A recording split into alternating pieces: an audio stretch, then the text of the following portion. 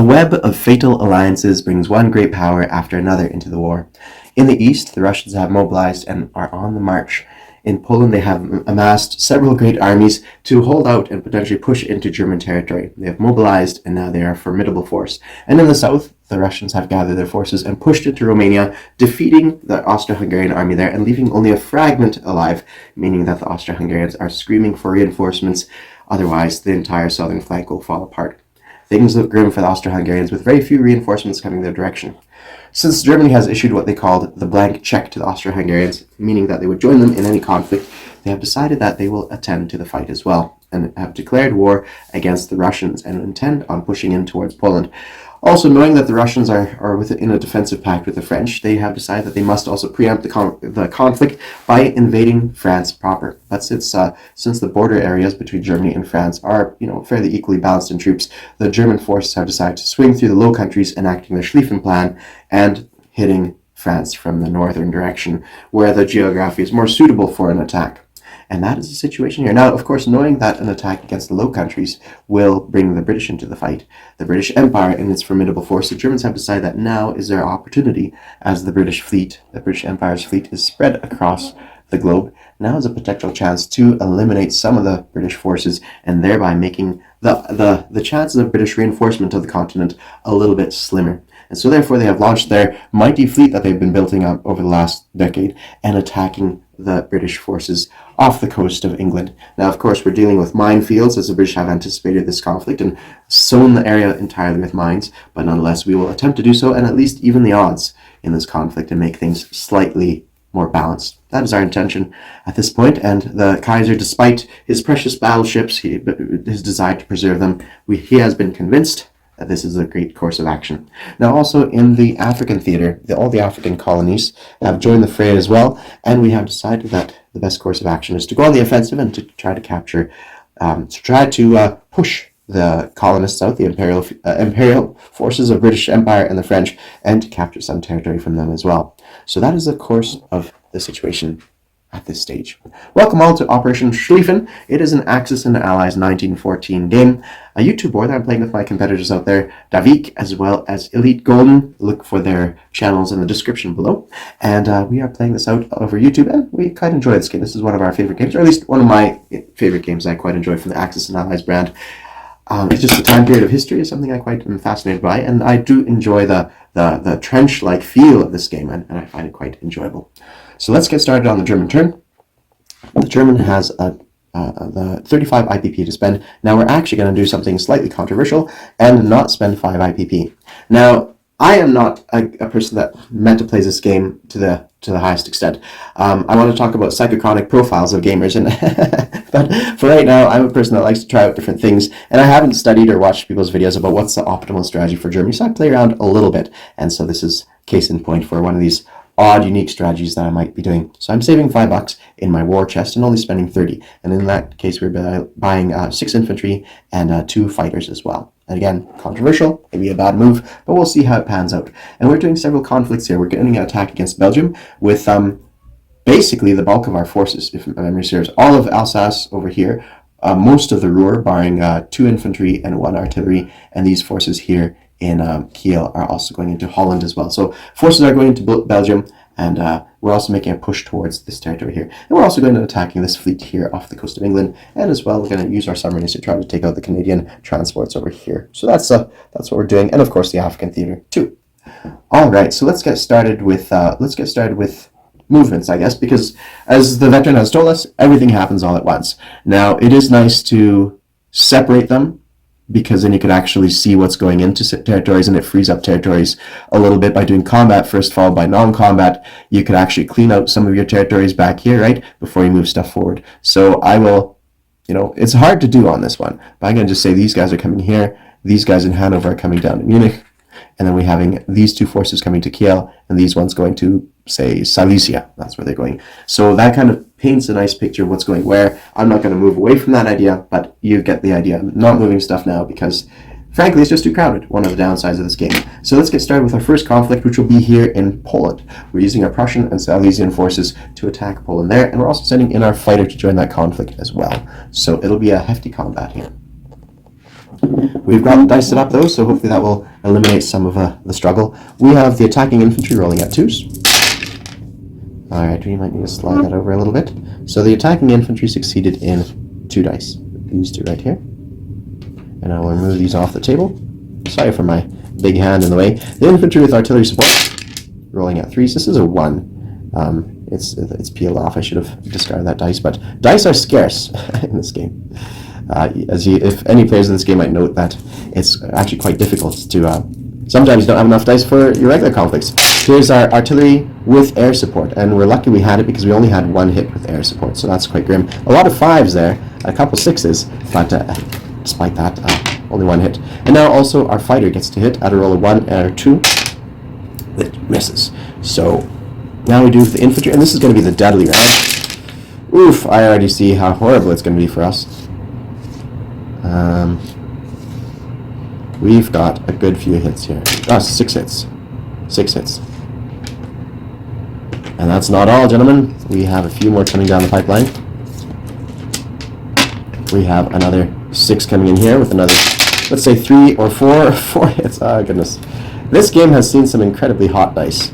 So this is basically taking out a good chunk of my forces. So on their end of things, they've taken 1, 2, 3, 4, 5, 6, 7 hits, and we've taken 6, 7, 8, 9, 10, 11 hits. So 7 to 11 hits. That is very youchy.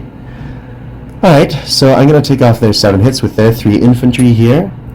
And this one, we could stack up these guys together. Well, I guess I need to break the stack. I need to grab some blue chips.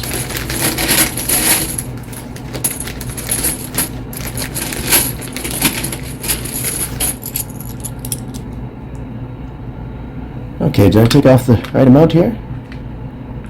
I don't know if I did. I might have to review the previous stuff I did. How many I took off there. Yeah, I might have to review because some of the stuff here is not lining up. Okay, I'll double check that later on. And on our case, we take off 11 hits, which is absolutely decimating our forces. 6, leaving only 1 infantry behind. Horrible, horrible, horrible situation. But it needed to be done, otherwise Silesia would be wide open and exposed.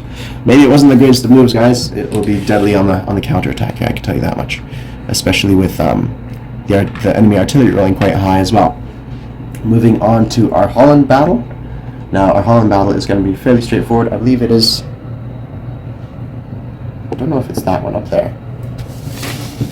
Let me double check here. Nope, that's not our Holland battle. That is our Belgian battle, if memory serves. Because in Holland we have 1, 2, 3, 4, 5 of each. So yeah, this will be into Belgium. Let's roll some of these dice out. So we have 5 artillery. Oops. So that's 2 hits right there.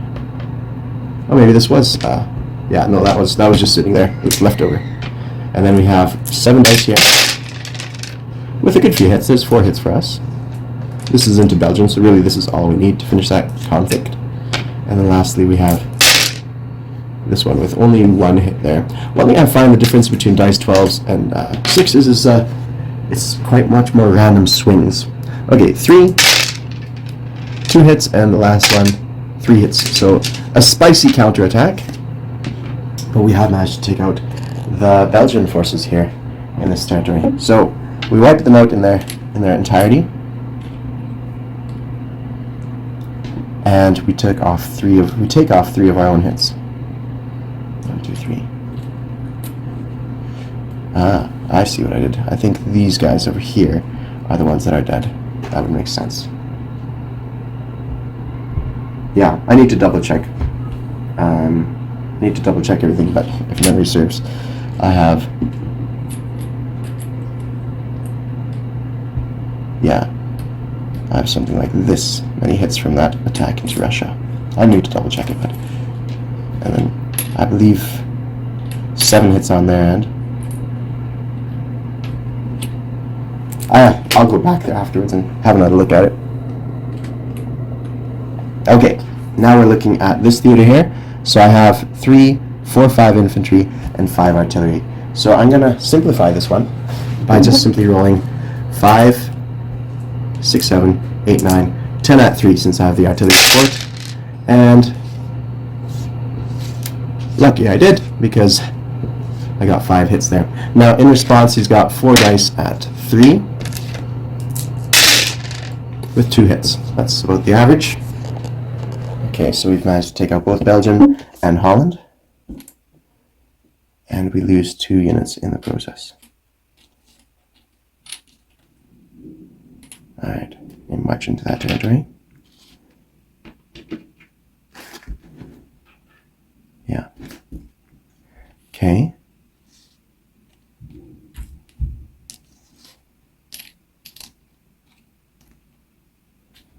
And we're going to grab some roundels for our forces here, for both Belgium and Holland.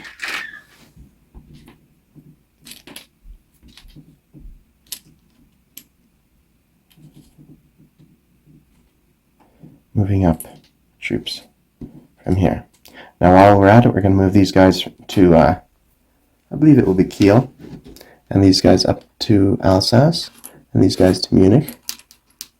And since we've freed up the land side of things, Big Fingers are another casualty of this, or another plague on this game. Alright, now these forces here are going eastwards towards Silesia. Already I'm feeling our first phase of this game was quite grim. Okay, now let's do the naval side of things before we move on to Africa. So we have a conflict over here. Battleship, 2 cruisers, and 2 subs. Now first we have to roll for the mines. So let's roll for the mines going in, with the rolls succeeding at a roll of 1. So here's 1 battleship. Ha ha ha, that's funny. Okay, 1 battleship success. There's 2 cruisers, miss, and then 2 subs. So 1 of our subs and our battleship is damaged. So already things look somewhat grim. Okay, now we go on to the battle proper. I've taken off our submarine. And now we go on into conflict. So here's our battleship. A hit. Here is our 2 cruisers. Both hits. And here is 1 submarine with a hit as well. So we have a total of 4 hits.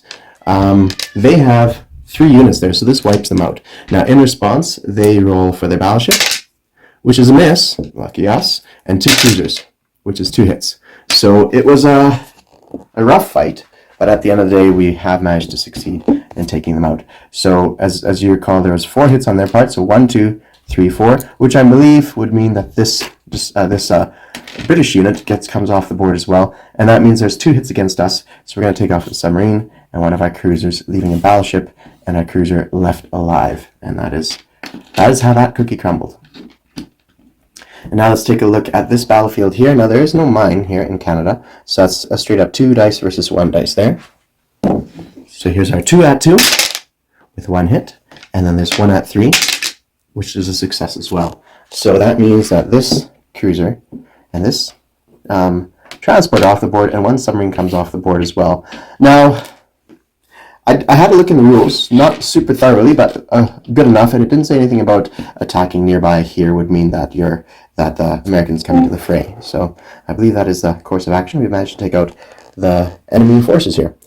And we did this conflict up here, however sadly it turned out for us. And now we turn to Africa, which many of these are just simply walk-ons. In Togoland we walk into the Gold Coast. I'll grab another few roundels here. This is already turning out to be a slightly longer video than I had hoped it would be. We have 1 conflict. Oh, we're going to walk into Equatorial Africa and into Belgian Congo. A lot of this is just going to be a swapping of territories back and forth. And then we have 1 fight over here. Now this one is also going to be a straight up fight. 2 at 3 and 2 at 3. So very simple. So the German attack, 2 at 3, and the British counter offensive. And yeah, it's been quite grim for those guys. I feel like I've been all over the place with dice. I've been all over the place. Sometimes winning, sometimes losing. So let us count up our casualties across the board. Actually, you know what? Let's place our units on the map still. Of course, these guys are going to go into Berlin. 2 fighters as well, and it's much needed because the opponent is quite strong there. Now let's count up all our territory that we've picked up.